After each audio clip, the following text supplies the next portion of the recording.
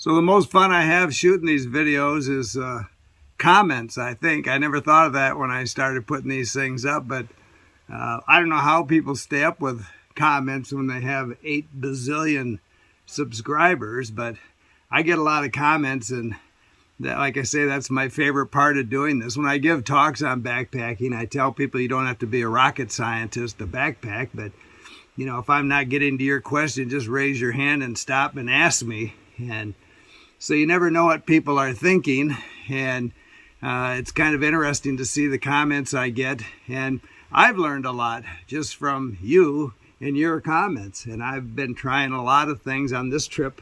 I brought my coconut powder. I'm going to try that. Anyway, I just did a video, and you know, I'm finding that, you know, when you're out of Wi-Fi range, you can't correct things. And I was telling a story in a video a couple days ago about a gal I ran into outside of Dunsmuir on the PCT, and I think I said 800 miles. Sometimes my mouth starts running before my brain's engaged.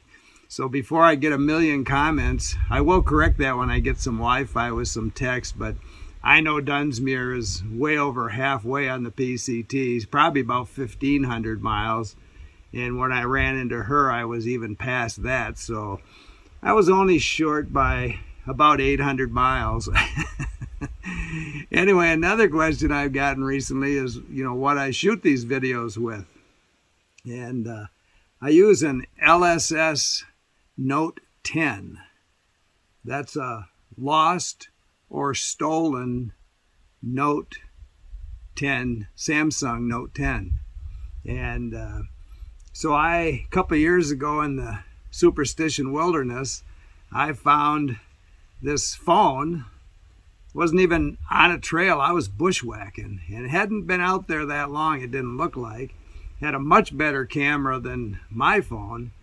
And so I worked hard. My wife said it was my new hobby. It was pattern locked, and I played with it. We watched TV at night. I'd play with that, try every different pattern, Google what are the most popular patterns people use. I couldn't open that phone. Took it to 3 different, I pulled the chip on it. It was a T-Mobile. Took it to 3 T-Mobile stores, and they said they couldn't track the owner. And I said, you know, don't give me that. I said, it's got a EIEIO number here on the back that is registered to an owner. And they said they couldn't do it. And they said, you know, they probably had insurance and got a new phone. And I said, well, what if they didn't have insurance? I'm sure they'd want this $1,200 phone back. I even, because I'm Irish and I get a little upset sometimes, I called the CEO of T-Mobile, but you know, now corporate America has figured out voicemail enough that they can keep the peasants at bay. I just listen to music for a while and then finally hang up on me.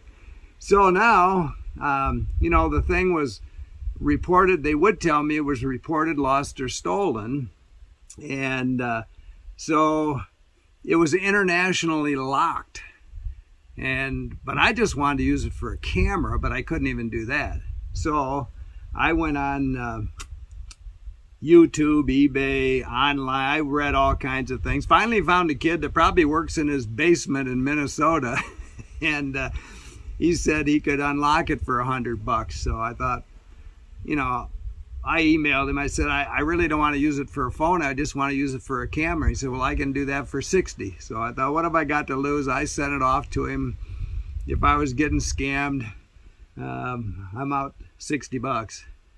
So anyway, it took like a month. He said it was going to take a few days. So after about a month, I was getting a little suspect and emailed him again. And he said it was a little harder than he thought, but it's on its way back. And I've been using it ever since. For $60, he unlocked it enough that I can use it for, and I looked online. I think it's internationally unlocked now, but I just use it for a camera.